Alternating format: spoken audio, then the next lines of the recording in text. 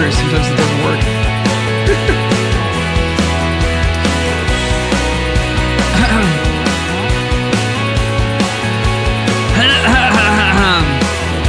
Yeah. Yes. Hello. Yes. What's up, everybody? Welcome to another episode of the Music Guy Podcast. The podcast about a couple of guys just waiting for the music biz to come back so that we can get back to work. Waiting on the right time. My name's Al Rowe. I'm a music guy. I play guitar, I sing, I write songs, I make records. My friend, co-host, coming at you from Whitby, Ontario. He plays guitar, he sings backup vocals. He's a composer, a recording player, all these great things. Educator. Michael Hebbs, coming at you from Whitby, Ontario. How are you, my friend? I have a very quick story before we introduce our guest. Okay, hit me. One time, when I was a much younger man, I was trying to impress a girl, and I told her I was a composer.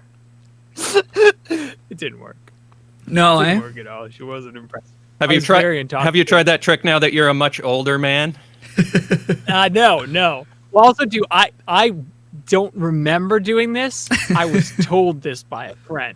Like, you told the girl you were a composer, and she didn't give a shit.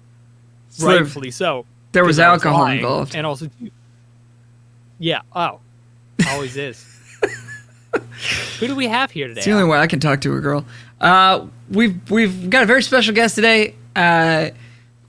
Excited to have him on the show. Thanks for taking the time coming on with us. This is a dear friend of Mike and I's, and the man that we go to when our guitars need some TLC, need some love.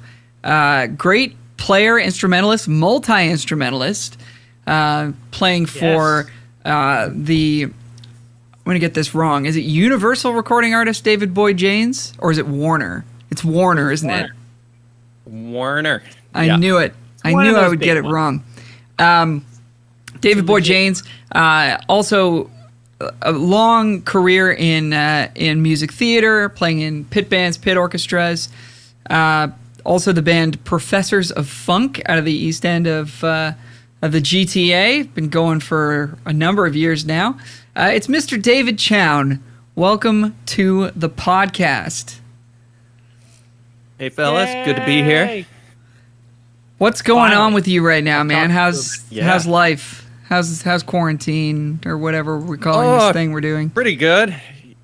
You know, it's ups and downs, and today's a good day. Got some ragu in the crock pot and been for a run, and you know. So today's going good. Nice. So one thing I do like ragu.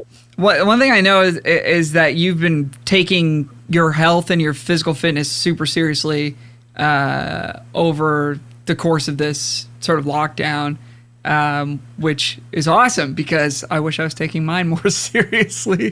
Fortunately, I have a dog that I have to walk, and that gets me out of the house. Other than that, I'm not doing so great. So can you talk a little bit about what you've been doing? And we don't have to spend all show on this, but I just find it interesting to chat with people about how they've just been sort of keeping themselves in good spirits and good health during this whole thing. Yeah, it's, you know, I guess with everybody, like, as this kind of draws on and keeps going, like, you kind of have to change certain things and adapt and get tired. So yeah, it's definitely been a journey since a year ago. Like, probably when this first started, I spent a lot of time just in sitting meditation and things like that, and then you know, and then I started moving a bit more, so doing more yoga every day, and as a very conscious, like, mental health break, taking that aspect seriously. Mm-hmm. And then like, it's sort of built from there. Like, I was never really one to go to a gym or be particularly active, as I know many musicians are. We sit in our little cubicles and whittle away, but Yeah, so and it's become kind of addictive, which is nice, and I've been stepping it up bit by bit every month. So yeah, now I guess late last year I started running for some godforsaken reason. Feels good though, doesn't it? Yeah. So, Yeah. but again, and it's those little, like I try and get these little wins every day. Or the reason I started running, to be honest, was I was trying to find something that sucked. Like I wanted to do something that sucked every day, like just so I didn't feel like I was getting soft or, I'm gonna have to go back to work and I'm gonna get stressed out, and I want to do something that sucks to sort of keep a little toughness on on the edge. So yeah. Right on. So should have watched Friends.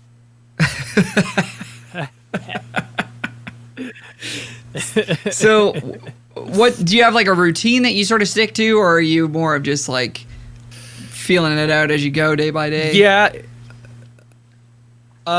It's good. January was probably the roughest point for me. Like I got through 2020 okay, but for some reason January, the second lockdown, I lost a bit of that routine. Mm-hmm. But yeah, I picked up a part-time gig at the school up there, watching the younglings over the lunch hour, and so like it's nice just having something on the calendar and an obligation to leave the house. Like you say, you have to leave the house to take your dog for a walk. Yeah. So I don't have a dog, so so that, but I get up in the morning, I'll do my yoga, maybe go for a run like every other day, and then just like some sort of stupid thing, like just I'm on a burpees kick now, so I'll just do burpees till I'm gassed, and then and then have a shower, eat a ton of food, and then figure out something else to do. Yeah. But at least after I've done that, I know, like, I'll feel good, I'll be awake, and then I can sort of carry that momentum into whatever else is going on, hopefully. Yeah. That's the goal anyway. Nice. Right on. So yeah, talk to us a little bit about the David Boy James gig, what you do in that band. I think you're, the quote unquote utility musician is kind of a word that gets thrown around a lot. Like, I've been called a utility musician, and I don't really feel like that's true. Like, because I sing backups or something. It's like, no, that's not really what it is. Well, like, can you sing backups.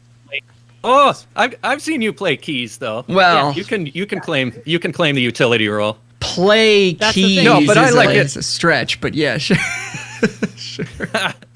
Yeah. Better than I am. But no, like I kind of like it. Like I fell into the role just because, I've always had an insatiable curiosity with music, and it sort of spans. And like I grew up playing other instruments, so like it sort of ballooned out from there. Mm-hmm. But I've always been a big baseball fan, and I always admire the utility players. Like John McDonald was. I loved him when he was playing with the Jays, and he'd do whatever the team needed. That's cool. I'll go, and you just roll with it. You're there to play baseball, and that's kind of my MO. Is like, I'm just here to make music. Let me know what kind of music sounds you want me to do. Yeah. So what instruments are off the list of things that you would want to do? Like accordion? Would you do any accordion playing? There might be an accordion in my parents' basement, to be perfectly honest, that I have squeezed a couple times.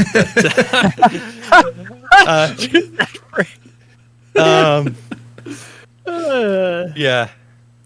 I squeezed a few things growing up in my parents' basement. Jesus.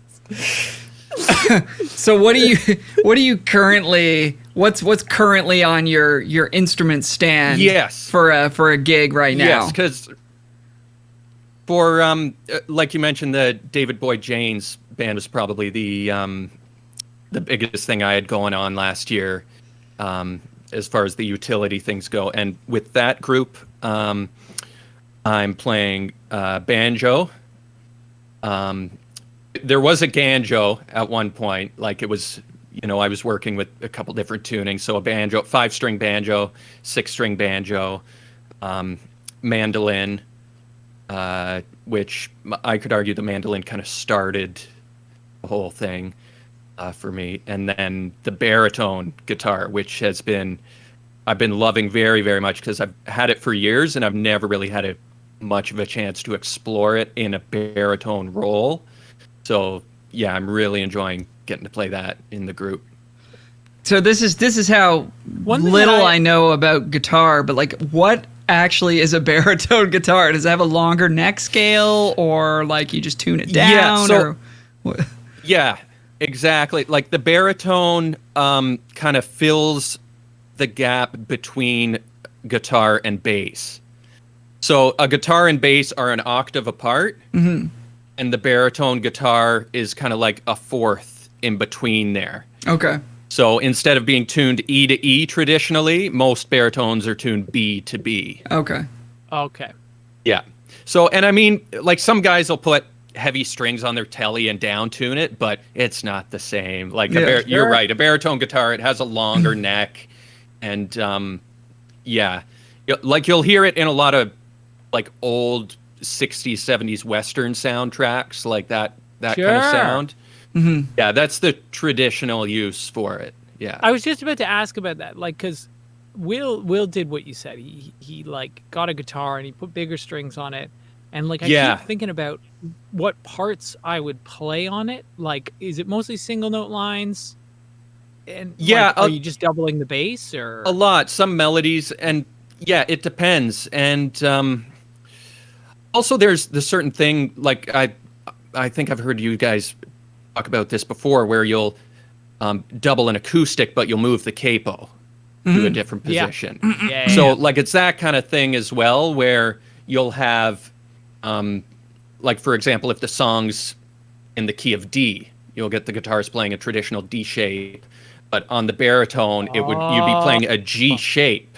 Yes. Yeah. To play in the key of D. So, it kind of has that aspect where,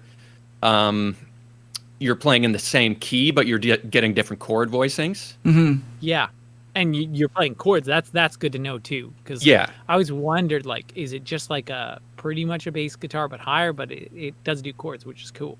Yeah, those strings are big though, eh? Some of them, yeah. Like I just got a set, like a bit heavier than usual, and these ones are 14 to 68. Oh wow. Jeez. That's huge.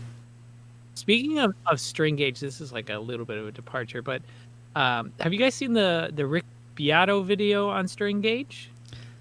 I keep seeing it in my news feed, and I keep not watching it, but I need to watch it. I really want to.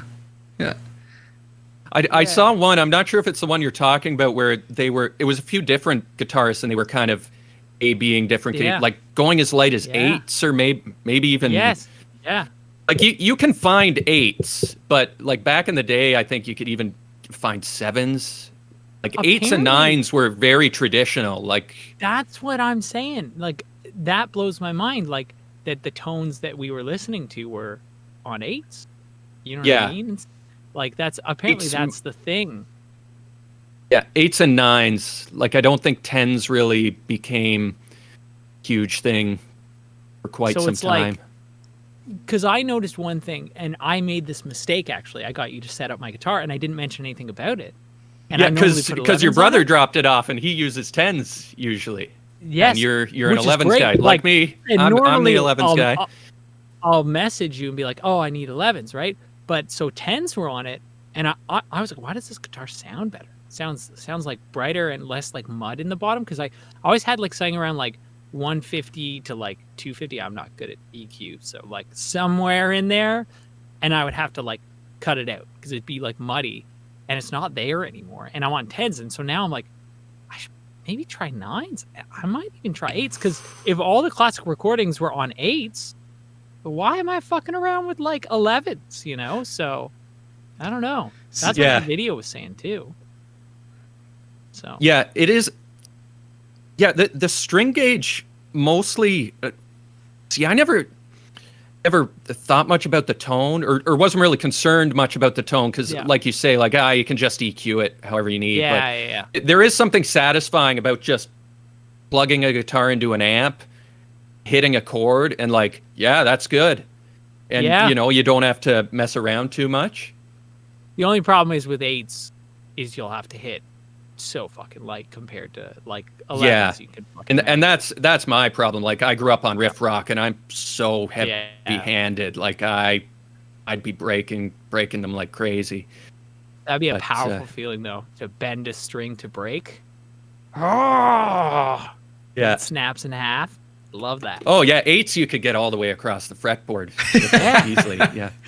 Well, that's what I was saying because we had this conversation last time, and I was just thinking, it's like, any of those like, there's the Pink Floyd solo to Another Brick in the Wall, where he's doing like, a single step or step and a half bend to like a double, two-step, two-tone bend, or like, there's some Jimmy Page solos where he's I remember like, in the middle of doing some kind of like, pattern, and he's also going like wee wee, like the bends are insane, and I'm like, oh, okay, well that makes sense. If they're using 8s, they could maybe get them. No, like Jimmy Page was like my number one influence for many, many years, and the Whole Lot of Love solos specifically, like those little breaks. There's easily like step and a half, and then I think there's a 2.5 step bend. Yeah, there is. There. Yeah. And so you think he's rocking 8s? Like the best rock solo. I might like if the tone is right, then you would play 8s. Right, I'll get it right at the source. I'd play like 20s if it was better. So okay, so I have two questions. You guys probably answer. David, you're probably the best to answer these. But like, what is the draw to thicker strings? Because like that, I just growing up playing guitar, it was like, okay, my friends were all like, well, you should go up a gauge. Because I was probably playing 9s or whatever when I first started learning. Yeah. And I went up to 11s at one point, and I was like, this is insane. I can't. Like, I'm not strong enough to do this. And then question number 2 is like... Yeah, like I've... Oh, sorry. Go ahead. No, question number 2. Okay, question number 2. Let's... Is there like... If I say I went to 8s, I'm on 10s right now. Say I went to 8s, is there going to be intonation problems? Like if I'm fretting like a first position or open position A chord, where you're going to get that G string kind of bending out of tune a little bit some of the time if you squeeze it too hard. Is that going to be more of a problem with the lighter strings? It's like you're going to have to adjust your technique. There will be like a slight learning curve. Like it's the kind of thing like if you're lifting a weight, or I've done this with some people's bass amps, like I've gone to help them load out their bass amp expecting it to be 80 pounds, but it has this wicked light speaker in it, and I'm like, holy crap. Yeah. And you almost throw it through the ceiling trying to pick it up. It's the same kind of thing. Like you have to play them in, get a feel for it, and adjust your technique accordingly. And like I said, as far as the appeal for the heavier strings goes, some of it on the heavier side, just because, like I said, I'm very heavy-handed. Like I hit my wrist on the bridge a lot, and I'd be popping string, like I'd break 1 or 2 strings every bar gig kind of thing. Like that kind of forced me to step up. Some people argue the tone of it, but again, the tone objective. Like if you want the Stevie Ray Vaughan tone, if you want to dig in and do big monster blues bends, you're going to want heavier strings. Really? Because the lighter strings, the harder you attack them, like they'll flub out a little easier, I find. Sure. Yeah. Whereas the heavier strings just have more tension overall, so you can hammer away at them a lot easier. So it's a stylistic thing, or a preference thing as well.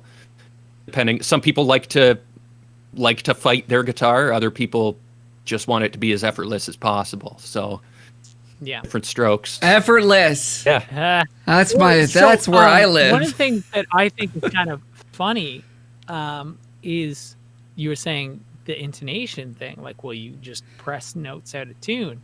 And like, so I have Oh, yeah. one of the reasons I don't like this guy that I have here is it has the old style frets, and they're really small, as you know, Chown. But like, if they're using 8-gauge strings, maybe that makes more sense, because the bigger frets, even if you use normal gauge strings, if you press them too hard, you're gonna put shit out of tune. So Yeah, if they're taller, and I mean, like, this kind of stuff is crazy when you think about it. Like, you know, non-guitarists might think, what, 8, 9, 10 gauge strings, but like we're talking about fractions, like hundredths and thousandths of an inch, right? And sure. like, yeah, like guitarists, we're sensitive to those changes. Like it's Yes. pretty ridiculous when you think about I it. heard my guitar. Yeah, Like when I took it home, I was like, oh, this guitar is like brighter, and like I didn't feel it. Maybe because I hadn't played that guitar in like a week, but like I definitely heard. I was like, this guitar sounds clearer to me, you know. yeah. And I thought maybe it was new strings, and it could be obviously that, but like it felt like there was something there. I was like, oh, he did something cool. What else was I going to say? The bigger strings thing too. I think that goes with humans, like intuition that if it's harder, it's like better. You know what I mean? Like The machoism. yeah, like Yeah. if you're working out, you know what I mean. If you work out harder, you're going to get more results, and it's like Yeah. not necessarily like you may With- jank your shit up. Yeah, and with guitarists and like specifically gigging working musicians, there's the longevity aspect of it as well. Like we want to be able to do this until we're buried in the ground, you know, optimally. Yeah. So like to be able to maximize the amount of playing time, like if you're playing 13 gauge strings on the regular and, you know, trying to do all these Jimmy Page 2-step bends and stuff, you're going to run into tendon issues. Sure. Yeah, so there's the longevity aspect as well. Yeah. What do you think about That's this definitely a thing. this concept for acoustic? Because I've been playing 12s on acoustic for as long as I can remember, and now I'm like, I gotta watch this video. How have I not watched this yet? But like now I'm thinking, you know, Yeah. there's a big time, like Mike, you were saying, you know, 250 hertz, like massive 250 hertz hum on my acoustic guitar because it's got a giant body and that's just what it does, right? Like, would a string gauge Yeah. help with that? Would it cut more? Would it be like, you know, would it sound better? I don't know. Have you messed around with that at all? Like you guys on acoustic? I have not, but I will for sure. Yeah, like acoustics are funny. Well, as you know, like they're very temperamental seasonally. Like, yeah, you've expressed like the Jekyll and Hyde nature of yours through the seasons. But yeah, I've never messed around a ton with acoustic gauges. Just same, like I play 12s. They're kind of a standard acoustic gauge. Yeah. And I like the 12s because if I want to do open D or open G, like they still feel okay in a slack tuning. But yeah, especially like your style, like as a rhythm player, especially if you're using a lighter pick and stuff, you could probably get away with lighter strings. The trouble I find is if you're using like a stiffer pick with lighter strings, that's when you start snapping out and you don't get quite as much sustain from them. But yeah, from a rhythm perspective, yeah, lighter strings probably work just fine. Yeah. Yeah. And it's funny because I feel like these changes are more like studio problems than like live problems. Like obviously live, it's like you want them to last longer and like you want to be able to hit them as you do. Whereas I feel like the tone stuff is more like, how does this sound on a condenser mic, or, you know, where does it sit in the mix? Yeah. Yeah, but I'm still thinking like, I think the biggest thing that acoustic strings, like with acoustic strings specifically, like now that you got me thinking about it more, not just the gauges, but the materials, because you have like your phosphor bronze is kind of the go-to, but then you like there's a whole spectrum of different acoustic materials, going from mellow all the way up to like wicked bright. So yeah, there's also that aspect of, well, instead of just changing gauges, you can change materials. Yeah. But I mean, I think protecting your hands is like maybe the biggest thing that you brought up, Dave, was like, man, if I can go from 10s to 9s and like, you know, protect my hands in that way and not lose tone, or maybe it sounds better or whatever, like, this is not something I've given any thought to at all. And now I'm kind of like, wow, I should really look into this. Yeah. Now that you got time, all we have is fucking time right now. Yeah, let's go down some rabbit holes. Shit. I'm going to do some research One on thing this. you were talking about playing other instruments, and this is my struggle now, because I'm more so, as you know, Chown is actually working on a lap steel for me right now. It's a nice one. It's a nice one, eh? It's not really mine. It's funny. It's a friend loaned it to me, and it's like that's how I got started with lap steel. It was you know, like kind of payment for a gig, you know. Yeah, so I cleaned it up a bit, because literally it's been under his bed for like, you know, maybe 20 years, and it's an old one to begin with. And so I cleaned it up a little bit, and like, so I took off the input jack, and just because the area around there, I just wanted to cloth it up pretty good. Like, I got the proper polish for it. I don't know what the finish is, if it's nitro or not, but I got something that is like compatible with nitro if it is. And then and I actually like not severed a wire, but pretty much severed a wire.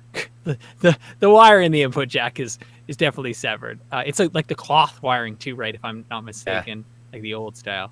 But with that, I have that in C6, because you had mentioned that the D tuning or something of that nature would be better, because it's a lot more similar to guitar, and I did notice that, but I missed kind of the major and the minor. Maybe you mentioned the opposite. Actually, you might have mentioned that C6 was better, because I would use that more for country. For lap steel, C6 is kind of the traditional tuning. That's like a starting point for a lot of people. I mean, the altered tunings, I mean, you were talking about Jimmy Page earlier, how like, and he was big influence on me, Jimmy Page and Tea Party. I was a child of the 90s, Canadian 90s music. Like Tea Party used tons of altered tunings and different instruments and things like that, and I was always captivated by that. And then carrying on Big Wreck as well, who I still to this day love and admire.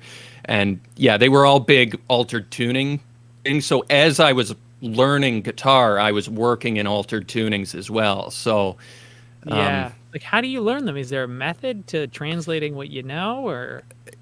Yeah, like some of them are more similar, or what's the word? Like just more widely used, like open G tuning or slack G compared to like a dobro. A dobro would be like a high G tuning, but the slack G tuning would be the more blues type tuning, which we'd be familiar with. And it's very similar to banjo as well. Like that's most of the 5-string banjo. So I remember there was, it might have been like 5 years ago now. Like I spent a year where most artist gig I did almost every gig in open G, like just for the heck. It probably wasn't the best idea, but that's a great idea. Just as a learning experience. And there's enough similarities with open G and standard guitar tuning that I'd say anyone looking to experiment or get started with altered tunings, like open G would be the point. So from low to high, you're going like a drop D, you drop the A string down to a G, and the D, G, and B strings stay the same. Oh, so that like you can sort of hang on to those three as a standard guitar grip, and then the top string, the high E, gets tuned down to a D as well. That's not too bad, No, so that's why I tend to like and work with open G a lot, because there's enough similarities to standard.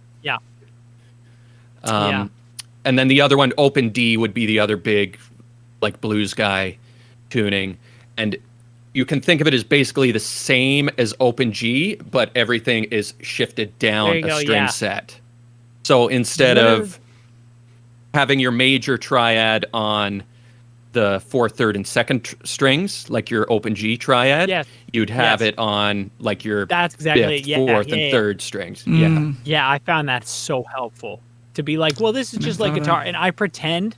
So I do the same thing that I do with E flat. Is I pretend that it's, or you would do with like a trumpet versus like a French horn or something.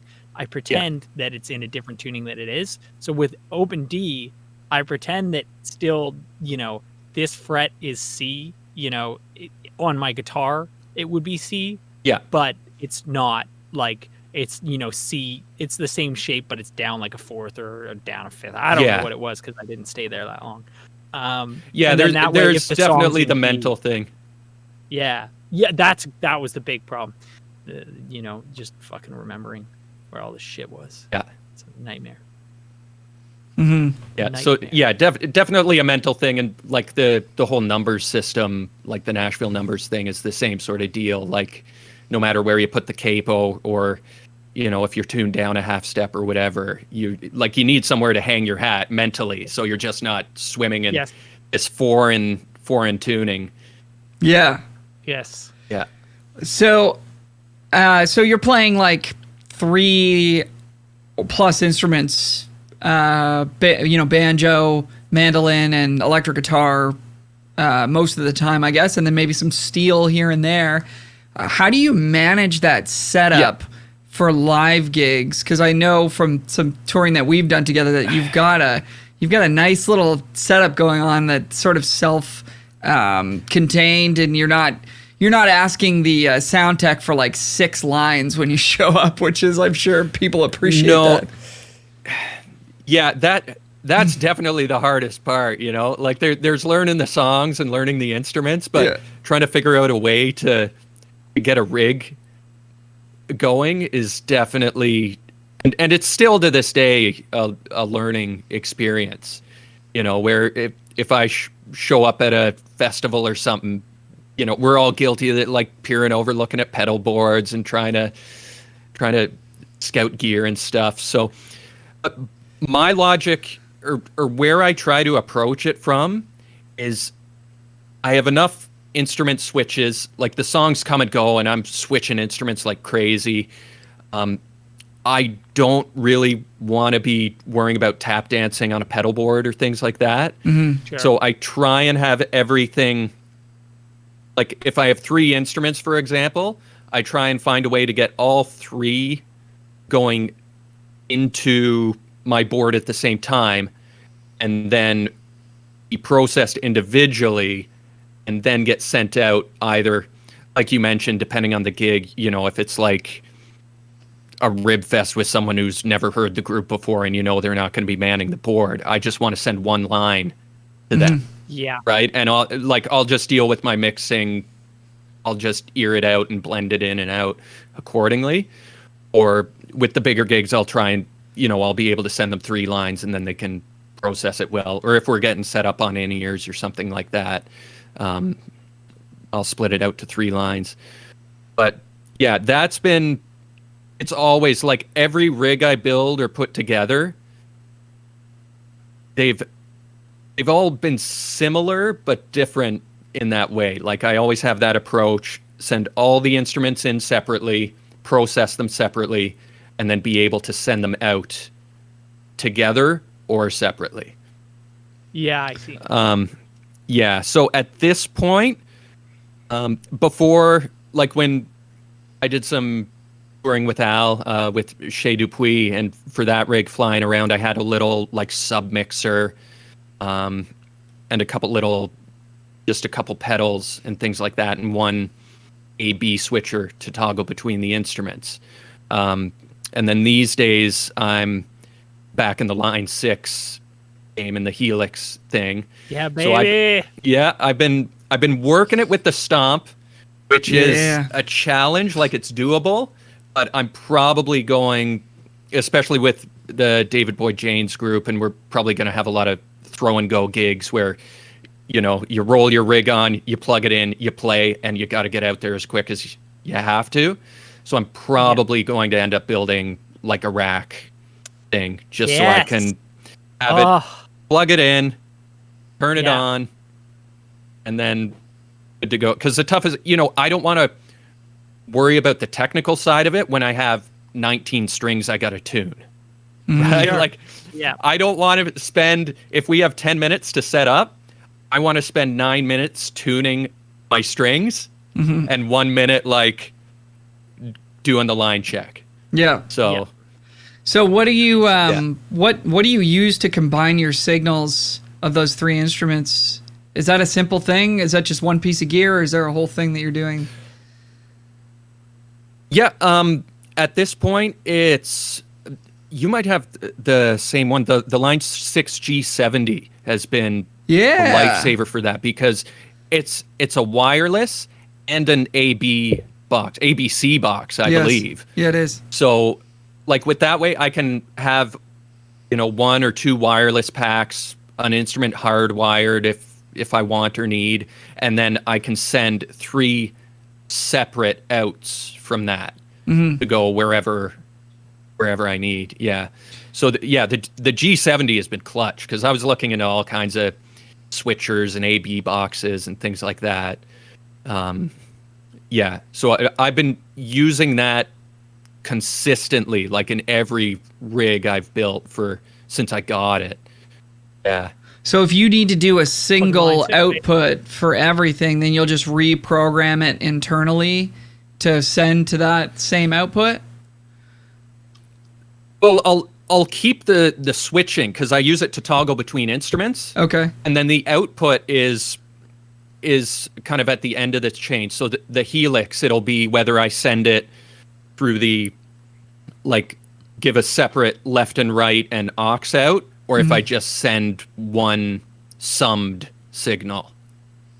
So that would be all at the end of the chain. But I keep the switching at the front just so I can toggle between instruments. So it's the helix that's controlling what the output looks like. Gotcha. Exactly. Yeah, right on. Because the 70 has it has an A, B, and a C output on it. So from there, what I used to do was send my acoustic out of the DI output it has or whatever, and send my electric out of the other one, and then there'd be some routing, I guess, internally and stuff. It's a great box, man. The only problem I've had with it is that the switch goes on me. I might just be stomping on it too hard, but I've had the switch go like 3 times. That's not a problem for a guy like David Chown. Yeah. You fix that in a jiff. Yeah, I guess you many of my switches. Yeah. But I've brought him so many broken clean it out. things. Yeah, all these festivals, you'd be surprised how much dust gets thrown around at these festival gigs. Yeah. Yeah, they get all in the switches and yeah. Nice. Mike, you were going to ask something. I cut you off there. Oh, God, I don't even know. Well, you know what? We were going to talk about instrument care. And, before we do that, what is, the biggest thing that you see from guitarists in terms of fuck-ups maintenance-wise? You know what I mean? The number one thing, I harp on it, everyone, and I'm not alone in this, and I harp on myself for it, and I'm saying this now, and I know for sure I'm guilty, but humidify your acoustics in the winter months. Yeah. You know, like I'm saying this, the humidifier in my acoustic's probably empty right now. I'm saying this, but as soon as, from the second you turn your furnace on in the winter until you turn it off in the spring, if you don't have a humidifier in your house, get it for your guitar, because it's shocking the difference it makes and how much. I remember reading some literature that came with a Taylor guitar once, and they were they would weigh a guitar that would come back to their shop for repair, rehumidify it, weigh it again, and we're talking about hundreds of grams worth of water weight. Wow. That gets lost from acoustic guitars, and it affects the action, the kind of body will swell or sink accordingly. If it gets too dry, the glue joints get stressed, start to dry out and crack. So just humidifying an acoustic will easily double its lifespan, or There just you go. save you like hundreds of dollars in bridge re-glues and neck resets or loose bracing, like all that kind of stuff. Tonally wise as well. Oh, the yeah. difference between a dry acoustic and like an acoustic that's properly humidified. Yeah. The thing. Yeah, I mean, I definitely have a crack in my guitar from lack of humidification, which I'm trying to. I mean, I'm trying to make up for and keep it, because like even just from a resale perspective, all my instruments, I want it to be like, oh, I found a better version of this guitar.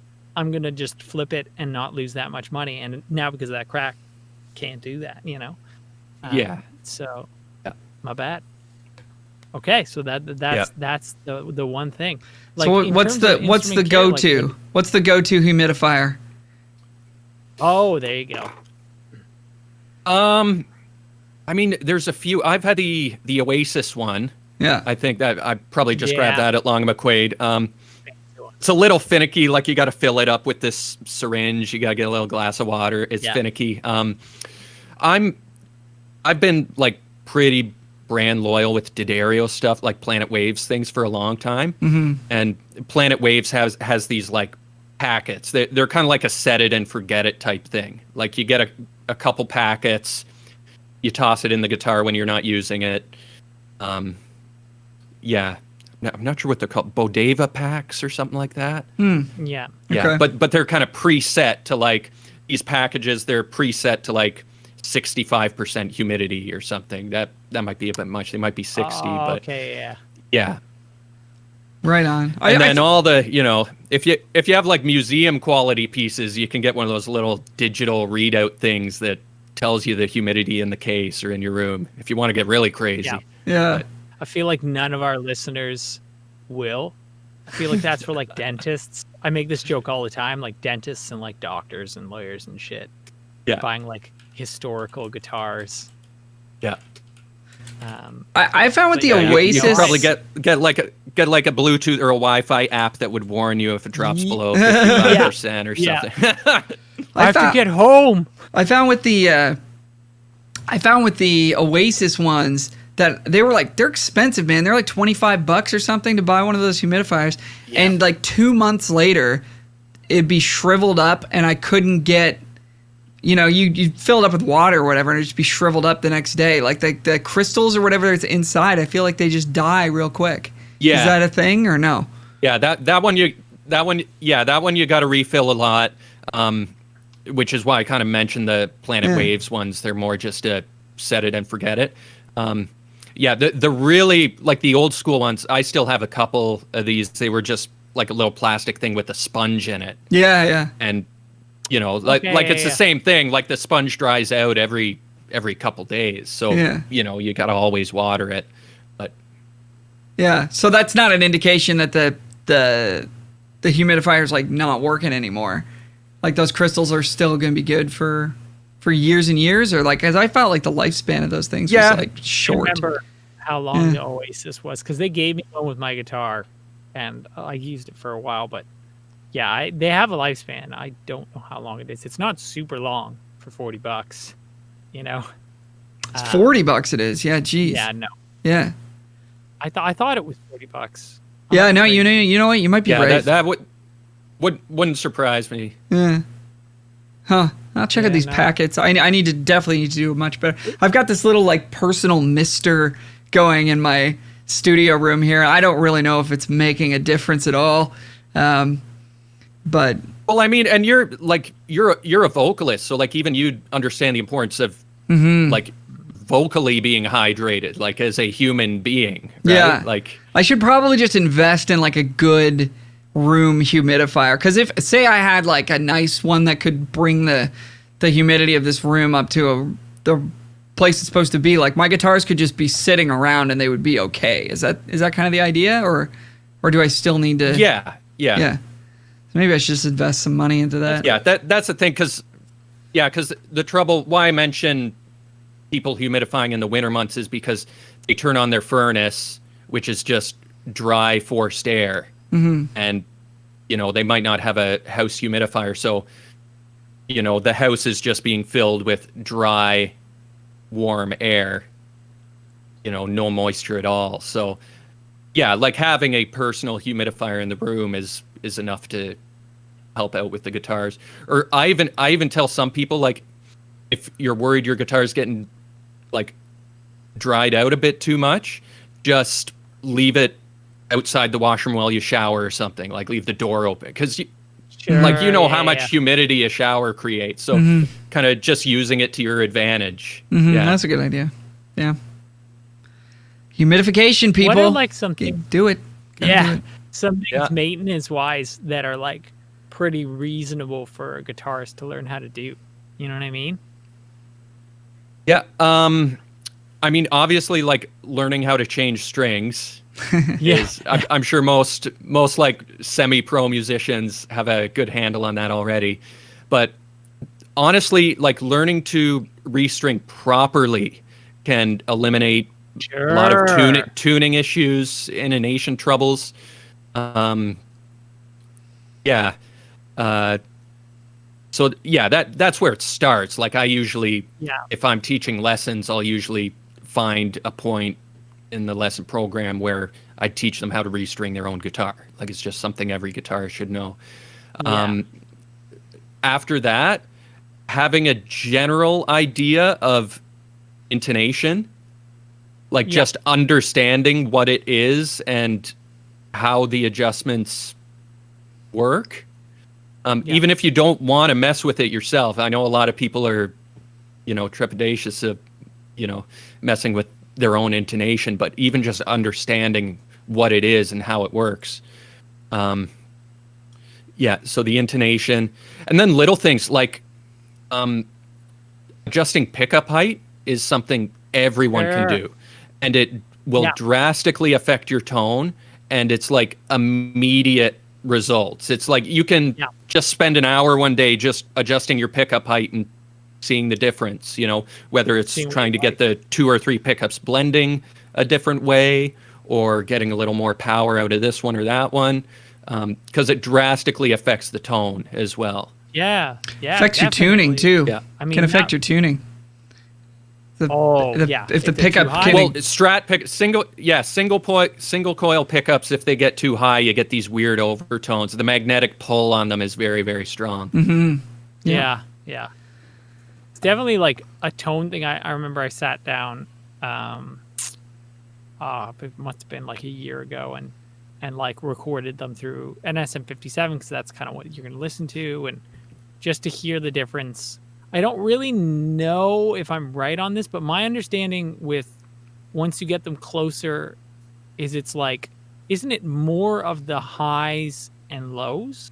Like, you get more attack from the pick, and you get more like lows from the like pick strike as well. Is that right? Or yeah, like definitely a more like probably more low and low mids. As you back them off, like there's obviously, it's the same with microphones. Like, you get the proximity effect when you get really close. Like, it's a similar idea, similar technology. Like, it's just magnets and wire, right?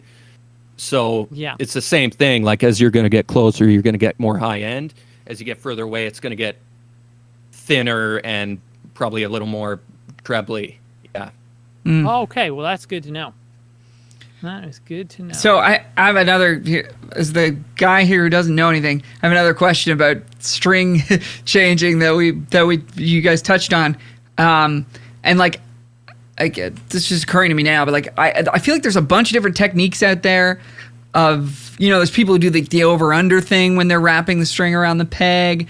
Like, I kind of just, this sounds so dumb now, but like, I just figured out a way to do it myself when I was, getting started playing guitar or whatever, that worked, and I've just never changed. Like, is there a definitive right way to do it, or is there like everybody's kind of got their own little way to do it, or like, what's the school of thought on that? Yeah, like there's definite variations, and even like tuners on guitars are different. Like, the Tele I have has like vintage style tuners where you put the string in a slot at the top, and then you kind of get it around. It's different. And locking tuners as well. You don't need to wind it really. But yeah, the main thing, if I were to give people like one string changing tip, would be don't skimp on the wraps. Like you want to try and get like minimum two wraps around, because that's what's going to give you the stability. Any less and you could be at threat with like some slippage or things like that. And personally, I usually do like a weird lock wrap thing where I'll put the string through, wrap the end underneath itself to kind of lock it, and I'll do that with the unwound strings, because they'd be more prone to slipping than the wound ones. Okay, You know what's interesting about string changing? BB King would actually wind it all the way, like the entire string. Oh yeah. Wow! Yeah, it would take you forever to like tune at that you point. You could see pictures of his guitar. Yeah. Yeah. There's another fella doing like big monster 2.5 step bends. Yeah. Yeah. Okay, so I want to share my string changing technique. I'm going to put this out there, and you guys might be like, why do you do that? That's so dumb. But I just want to tell you what I do. So you take the string out, whatever. You put it through the bridge. If it's an electric, it's going to slip through the saddle. If it's an acoustic, you got to take the peg out and do that whole thing, which I don't even really. Actually, I learned some stuff about that recently. But anyways, let's assume it's an electric guitar, right? So slip it through the tuning post, and I'll pull it all the way tight, so it's all the way tight, and then I'll put my finger on my other hand. I'll put my finger on the first fret of the string, wherever the string is, landing on the first fret, and I'll drag the string to like the 3rd fret, okay, and then I'll start winding it, and it goes around 3 times. And that just works every time. Yeah, that's about you. Honestly, I've never heard that trick, but that's perfect. Like, because the textbook Fender, like the way Fender would advertise how to change your strings is it would say, go 2 pole pieces past the string you're tuning. So if you're tuning an E string, you want to pull it from like where the D post would be, which is probably the equivalent of those 2 frets. You're sliding it. Yeah. So anyways, that's what I do. Yep.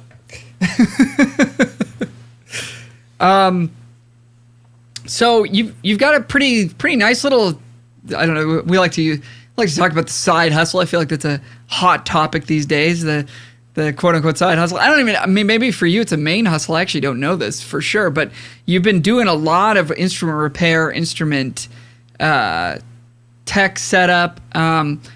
Aside from it just being a heavily useful skill set to have as a player, because you can sort of fix your own problems when they come up and what have you.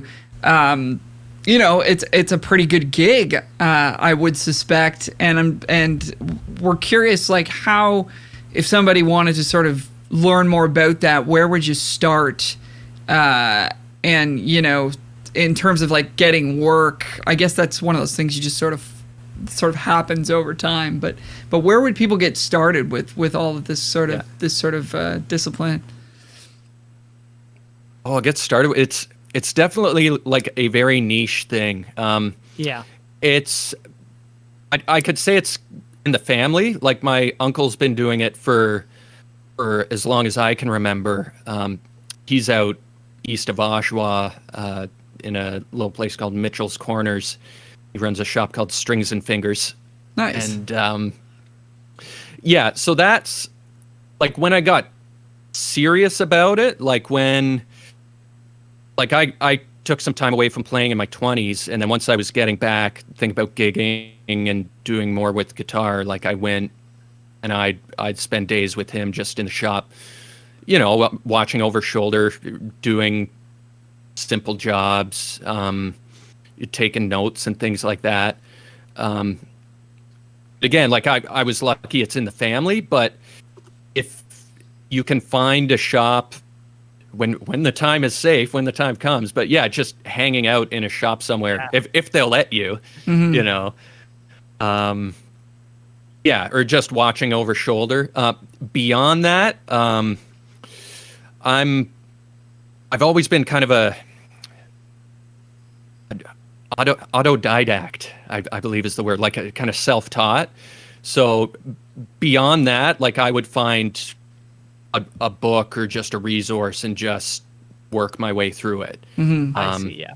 And again, like finding odds and ends at yard sales I could just mess around with and practice. Or but yeah, the book I worked through when I was quite young, with like, well, not quite young, probably in my teens when I started playing a little more seriously. It was more just regular maintenance and getting a little into electronics and things like that. But the main, like what I would call the Bible would be the Dan Erlewine book, he's kind of the founder of StuMac, or Stuart McDonald. Yeah. Yeah, so they're a huge, based out of, I think they might be out of Atlanta or something like that, one of the southern states. But yeah, so the Dan Erlewine book is kind of like the Bible. Like it touches on everything, like electronics, finishes, acoustic guitar construction, and there's stock, like Fender stock setups through the years, Gibson stock setups. So, as far as a reference and a resource, that would be the book to chase down. Yeah. Right on. And it's Good to probably know. readily available at stumac.com with any other guitar. Yeah, any other guitar parts or tools you could ever imagine. Yeah. Those sites are really cool, like the Warmouth and All Parts and StuMac and all that stuff. Just seeing all the things that you could get. One thing that I think is maybe you don't have an answer to. Maybe there's nothing too crazy. But what's the craziest procedure you've had to do on a guitar? Like I heard this one guy saying how he had to get the frets off of a guitar so he could get in at the truss rod and all that shit. And I'm like, there's I definitely like just because like you mentioned, it's more of a side hustle for me. Like I'm gigging a lot, so like certain jobs, there's definitely a point of diminishing returns for me. So like I probably wouldn't take on a refret, for example. Yes. But like I have defretted some bass, I've like done fretless conversions on some basses, which is fun job. I've done a few of those. Personally, the craziest ones maybe, like some bridge re-glues or headstock repairs, like the structural stuff. Sure. Would be probably as deep as I go. The bridge re-glues, to do them properly, like you have to get the bridge off. It's not just like, oh, let's squeeze some glue in there and clamp it back down. Like you have to steam, iron, whatever. Like you have to get the bridge off, clean all the old glue and junk, and then get it fresh. And again, like affects the intonation, so you got to be pretty know where you're where you're getting it to. Crazy. Yeah. So probably those structural ones, like headstock repairs and acoustic bridge re-glues might be the most intense stuff I've done personally. Funny thing too is, and we haven't mentioned this, is like obviously you do electrical stuff as well. Like it's not just guitars and like glue and wood. It's like plenty of things. That's like, kind of where it started for me. Was once I started like ripping out pickups in my own guitars and things like that, and getting handy with a soldering iron, and like there was a number of years in my 20s I was working as like working with the phone lines and copper, so like I've just always kind of had an affinity of it, like understanding that aspect. So once I got handy and cleaner with the soldering iron, that's I was going to say I enjoy it, but anyone who's spent any time soldering knows it's like a love-hate thing. I am not. I tried soldering, and I ended up bringing my failure to you, actually. The cables on my board, I remember I was watching a video about setting up boards professionally, and the guy's like, oh yeah, like, there's no use in buying like pre-made cables or paying someone to do it. You can just do it yourself. So I ordered some cables, I ordered the heads, and I ordered the cable separately, and I got myself like a little cheap soldering gun and some solder, and I made some cables. And there's an Instagram post on my Instagram about it. And they looked fine, but literally half of them didn't work, and then a few days later all of them didn't work. And I was jeez. I'm not doing this, taking this to Chown. And all of those cables have worked since. Work like a charm. Yeah, good stuff. Yeah. That's awesome. So soldering ain't as easy as it looks. I picked up this little, this is called Cruise Tools. I don't know if you guys have seen this, but it's like $40, I think, at Long McQuaid. So for the price of one of those friggin' humidifiers, you can get this those useless no, I'm just kidding. You get this whole toolkit with I don't know, man. It's got a bunch of stuff in here that I don't even know what it does, but it's got a screwdriver. It's got nut drivers in it, and I was able to, do a hack job of a setup on my Les Paul while we were on the road, because it was just playing like garbage. And I got one of the guys, Johnny, who we should actually try to get on the show at some point, help me help me set up the guitar and show me how to do it. So especially for Les Pauls, I think are particularly a little bit more approachable, because the bridge has those little I don't know what you would call them. There's these things you can turn to adjust the height of it. So you don't really need to Yeah, I was just gonna say, anyone interested in trying out a setup on their own, a Les Paul is a good place to start. The Tune-o-matic bridges, yeah, much more forgiving. Have you ever heard of the? This is kind of off topic. Have you ever heard of the Evertune system? Yes, there's one artist, Canadian artist I love, Devin Townsend, who has it on his signature guitars. Yeah. And it seems like some kind of wizardry. He's yeah, I put strings on my guitar, I tune it once, and I've flown around the world and played 100 gigs, and it's still in tune. That's fucked. Never has to so tune much it. Stuff out in the weeds of this. See, I thought this was one of those intonation things, like the Buzz Fighting system. That's what I thought you were talking about. I was looking at, I ordered a neck from Wormouth, and they offered something called the Irvana nut. And for me, intonation, we've talked about it before, tuning and stuff like that. It's the most important thing. And I'm like, man, I wanted to get the Irvana nut, but I also didn't, just because it's new and I don't know enough about it. One of the things that you mentioned, though, Al, we should mention this. I feel like having a basic grasp on all of these things is essential, especially if you're on a tour and it's oh yeah, my truss rod's just way out, knowing that you can't. Oh yeah, the second you put a guitar on the plane, you never know what's going to come out the other end. So not the natural habitat. Been there. What doesn't exist in 10,000 feet above the ground. Yeah. Yeah. Oh, going back to that, how I mentioned the number one tip to humidify your guitar, tip number 1B would be, if you're making any adjustments, make sure you're using the right size screwdriver or Allen key or whatever. Okay, yes. For truss rods specifically, because if you're using one that's too small and you slip and you strip, strip it, if you strip a pickguard screw or something, that's no big deal. If you strip your truss rod nut, you're screwed. Yeah. Pretty much, what do you have to do with that? You have to, you scrap the neck, or? Yeah, there's ways to get it off or fix it. There's specialty tools at stumac.com probably. There you go. To do that. The truss rod rescue kit I've seen in their catalog. I like that. Yeah. Yeah, no, that is a good point. I've done that on my car.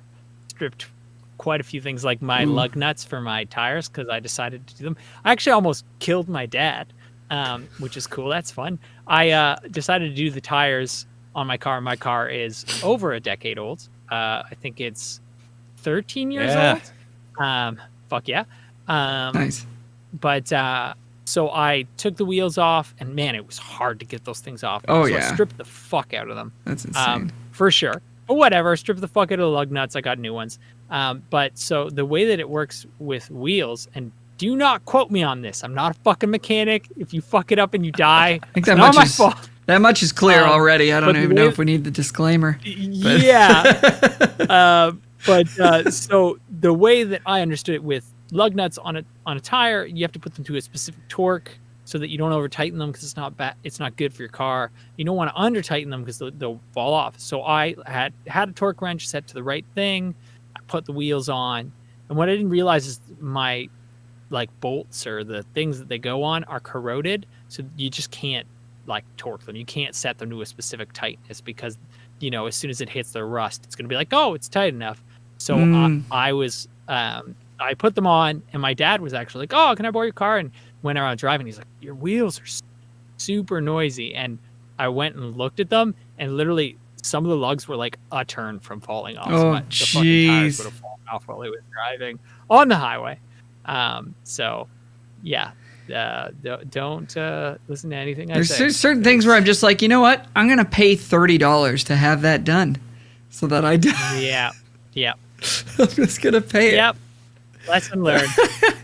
Yeah. There you go. But you know what, man? Like, useful skill to have, because if you end up on the side of the road and you need to put a donut on a car, like being able to do that is a good thing, right?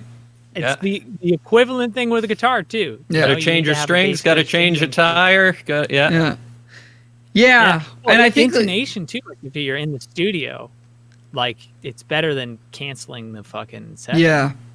Like, I think too, you like need to do just your intonation. being like, just asking people for help too. Like, I mean, a lot of people are pretty darn nice, especially the more knowledgeable they are about this stuff, the more they're just going to want to help you out, right? So like anytime I've had trouble with my instruments, like, I'm phoning up Dave, or, if I'm on the road, it's like, talk to the guitar player in the other band. It's like, hey man, can you just take a look at this? What do you think? Kind of thing. And then, cause I feel no need to project like I know anything about any of this stuff. So it's just like, if you ask for help, like people know. And I would just encourage more than anything, I would encourage vocalists, you fellow vocalists out there, if you play acoustic, I don't know if there's like a fear of like asking people about that stuff because you don't want to look, like you don't know what you're talking about or something. But just if you need help with your acoustic or something, just ask people and they'll help you out. And it's like Mike said, it's like if the more you learn about this whole topic, the better. Even if you're just, I just strum chords, it's not that important. It's like, well, it's adding something to the band, and like the more you know about your instrument, how to take care of it, and recognizing that there's a problem and realizing it's like, oh man, this guitar feels really hard to play. It's like, well, there's a way to fix that, and just ask some of the guys in your band, and they'll help you out. As a vocalist accompanying themselves, you want to be concentrating on the vocal, like that's the song, that's what people are listening to, the guitar's accompaniment. So if you're fighting the guitar or worrying about it staying in tune, you're not focusing on your vocal performance. So yeah. Well, it's also a matter of one of the things that I do, and Chown is super familiar with it because I bring him like guitars all the time and things all the time, is like, with a beginner guitarist or even just like an intermediate guitarist, it's like, oh man, this guitar doesn't feel good. It's like, well, you could still get it and take it to someone and they can help you make it feel good. You know what I mean?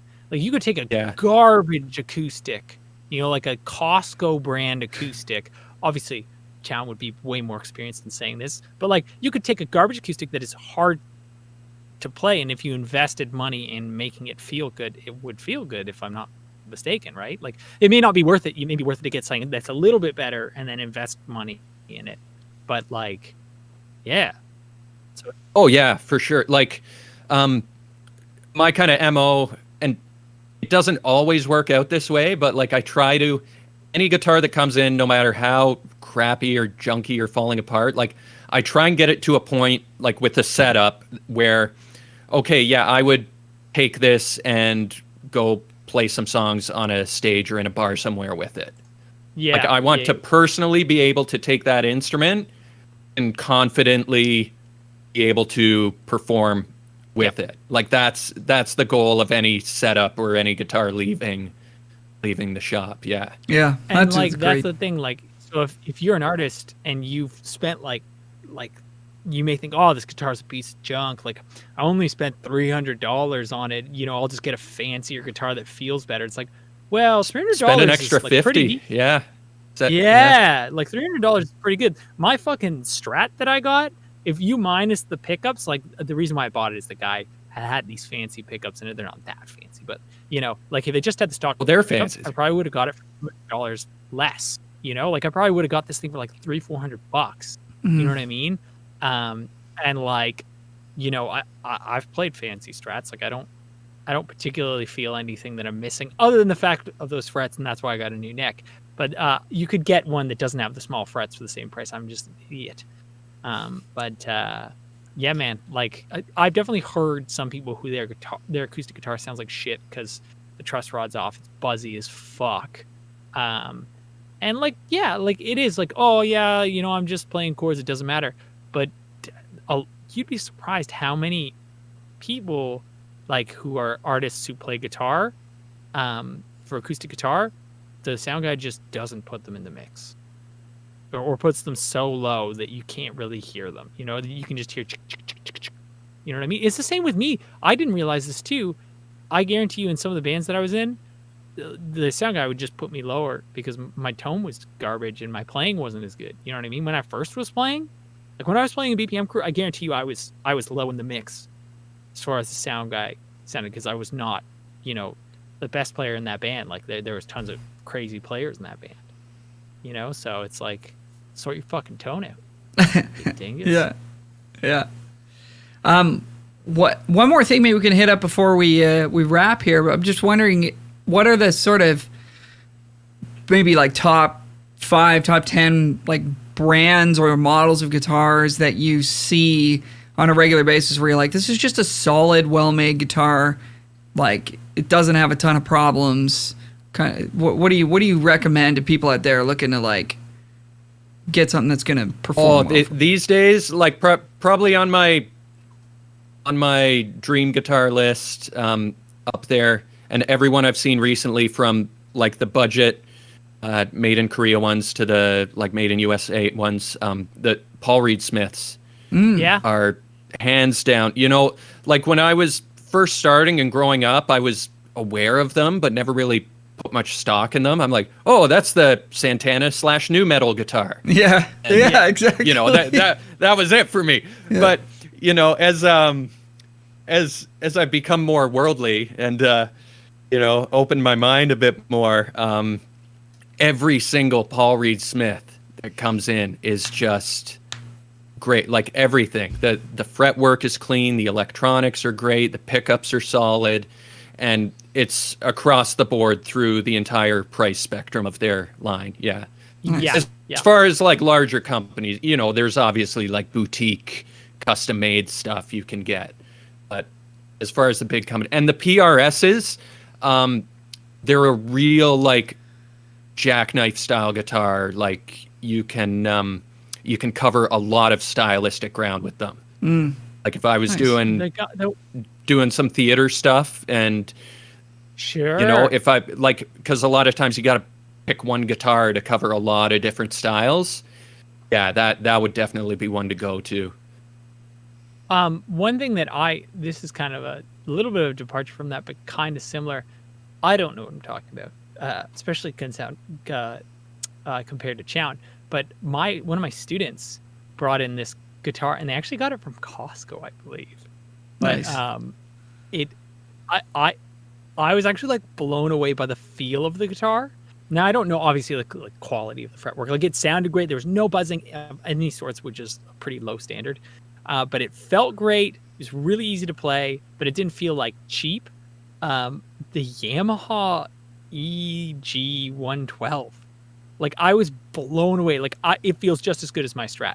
If I changed the pickups and it's in terms of acoustically, it sounded the same as my Strat. And like it was a cheap ass guitar. You know what I Yeah, mean? the Yamahas are real hidden gems, man. Like they've been around. Yeah. You can find some of them going back into the 70s. I think my uncle might have one of those older ones. But yeah, and even a lot of the newer models now, like but the old Yeah. Pacificas. But yeah, Yamaha's a real solid company across the board. Yeah. There you go. Yeah, I had a Yeah, no, 70s, I think it was like an FG 150 or something. I don't know. It was an old acoustic, and I had electronics installed into it. And unfortunately, it got smashed up on an air flight, Air Canada. Thanks. They were, they did give me some money, so I guess we're cool. But it was like I remember taking it into the 12th Fret, which is like a vintage guitar shop in Toronto, where we live here, and the guy, the fellow that looked at it said, he was like, they used to call these the I don't know, the Martin, the poor man's Martin. Like guys would show up to sessions with these, and nobody would notice that they would all assume they were playing a Martin, which would probably have been at the time the go-to acoustic guitar. There was an era, wasn't it, where they got sued? There is a lawsuit era, and it's more than just Yamaha. I think like Ibanez might have been caught up in it too, like knocking off Gibsons or something. But yeah, there's definitely like a late 70s, early 80s lawsuit era where like some of these secondary companies were making knockoffs that were too good.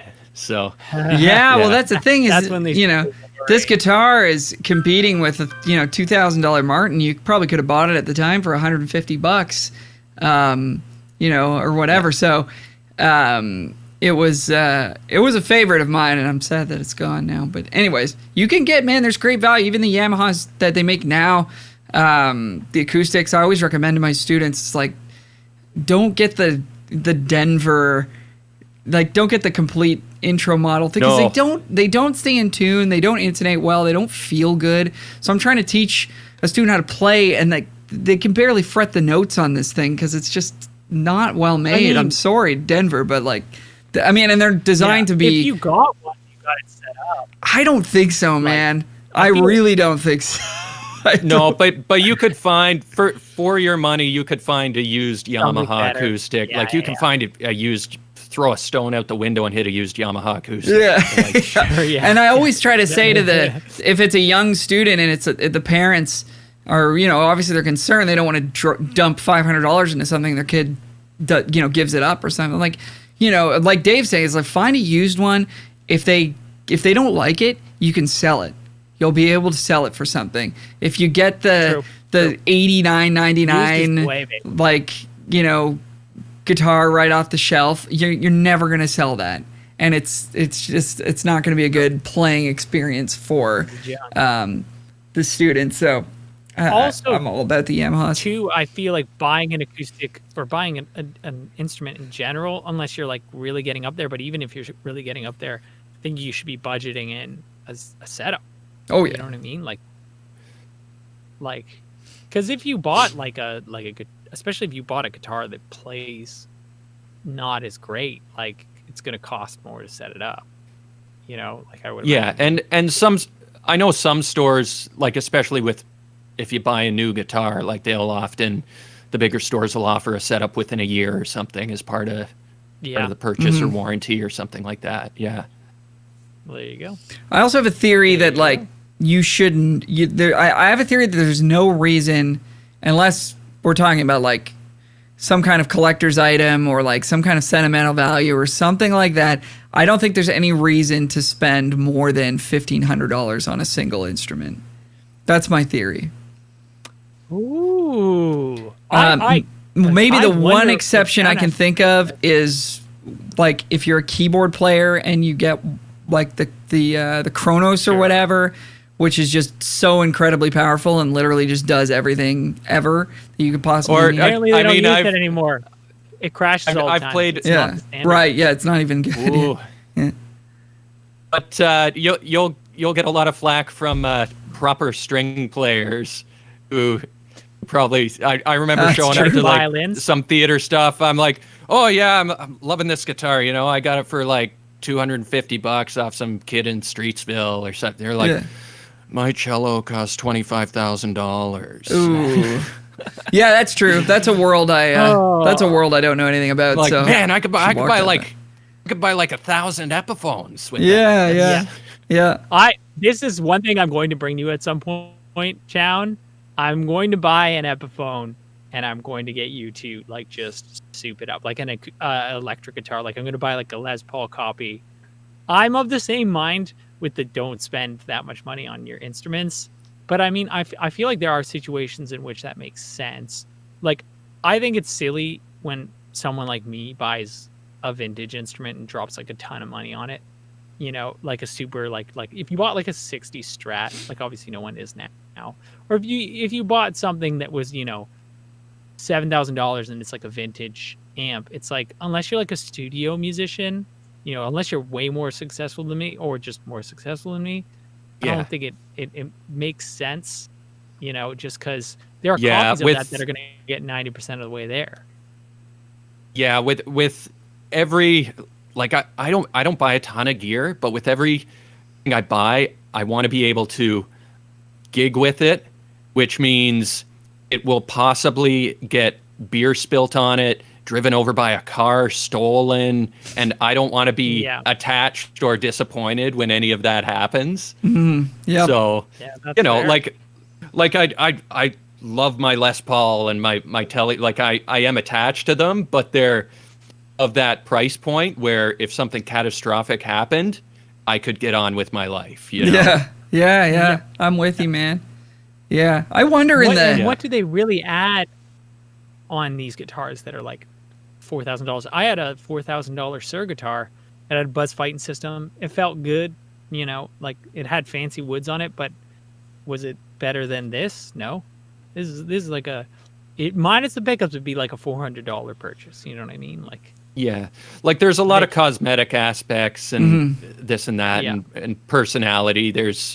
But yeah, at the end of the day, like they're tools. You know, it's like a paintbrush or something. So I think whatever you're going to be comfortable with. Yeah, I think there's a lot of diminishing returns north of $1,000 in terms of what you're really getting.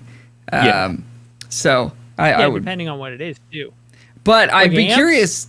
Amps, there's more argument. But there is zero reason to ever buy an amp ever again, in my opinion. Well, hot take. It is hot take. It is tempting for me to like say, for instance, if I came into money, because I am trying to do more studio work, to get some of the cheaper classic amps. You know what I mean? Like, so say for instance, like a Silverface Champ or something like that. My uncle actually has one that he's going to sell us, and it's like, well, that's cool. You know, like that's a cool thing to have. But yeah, like to buy like a fucking Bogner amp that's like $4,000, unless I have a reason to and it benefits me. You have to think like a sociopath. Think like a Michael Hebbs. It doesn't benefit you, don't fucking do it. If I came into money, I'd just buy I think GameStop. Yeah, the only, you know, like I've got really one gigging guitar amp, and I only use it with the Professors of Funk, which is like a 60s, 70s. And so like it's a very stylistical choice for me to take that amp to that gig. But that's, any other time, I'm siding with Al on this hot take here.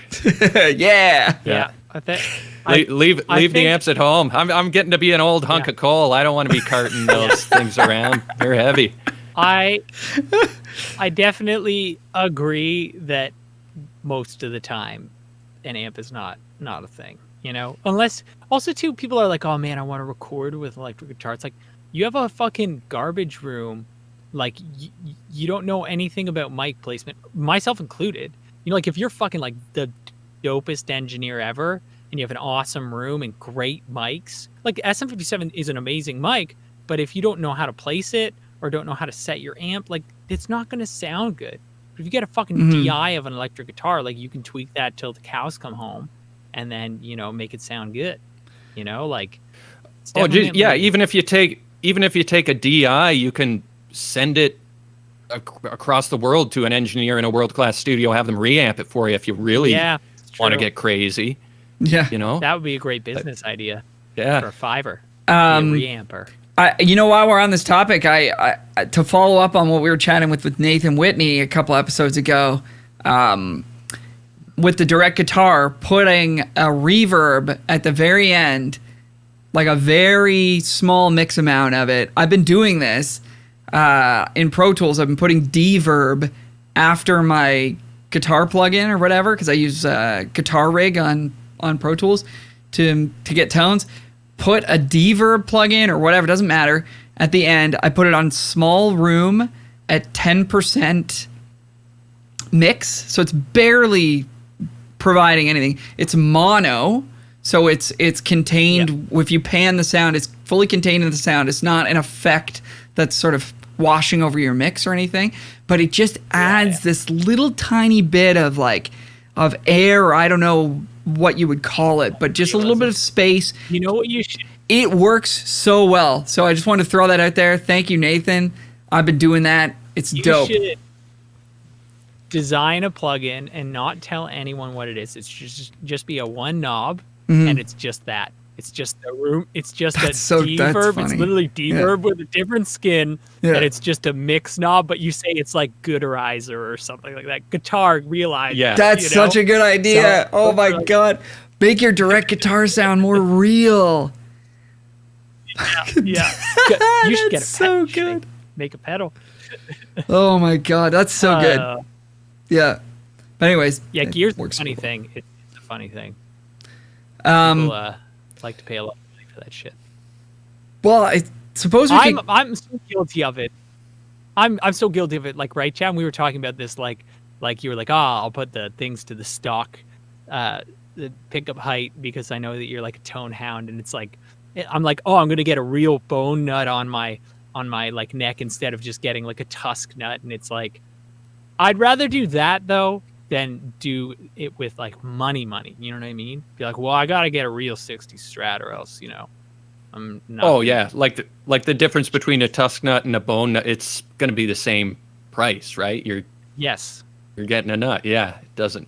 And also too, that's the thing. Like, it's fun to play around with, as long as you're not fucking losing a ton of money. That's why I like used gear. You fucking just sell it if you don't like it.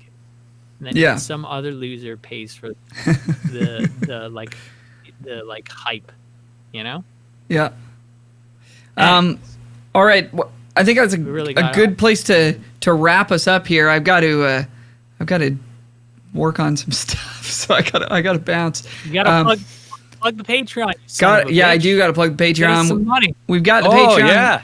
And a new single too. Oh yeah, geez. There you go. That's true. Pluggables, baby. Yeah, I'm bad at all the above. Business for the businessman. We've got. Well, first of all, let's thank David for coming on, man. It's been really great to chat with you. You're an incredibly fun person thanks for asking me to talk to, and super knowledgeable about all this stuff. So we appreciate you taking the time. And Dave's on a bit of a social media hibernation. As he's let us know, but is there any place people can reach you if they're looking for maybe some help with their instruments and or a great player to play some music with them? Yeah, drive through Ajax and yell Chown. I'll probably hear you. That's a good question. You can even just shoot me an email. It's probably the easiest old school way to do it. dmchown@gmail.com. We'll put it in. Put it in the show notes. The show notes. Chown spelled CHOWN. Yeah, and like Al mentioned, even just questions that need answered. I got time these days, so. Yeah. Well, we appreciate that we get to take up some of that time. So thanks, man, and. It's a joy. We'll look forward to doing it again in the future. We do have a Patreon. I got to shout that out now. And we appreciate everybody who's checking that out. You can go to patreon.com/musicguydpodcast if you feel like you want to give us a dollar a show or whatever to help this podcast keep on going, it would mean more to us than you know. So we really appreciate you going over and checking that that site out. And there's some really cool benefits up the tiers, all the way up to one-on-one lessons with Mike or myself, which could be anything from guitar to music production to just consultation. And there's even a benefit to create an episode topic, custom episode. So definitely go check that out, patreon.com/musicguypodcast. And we really appreciate your support.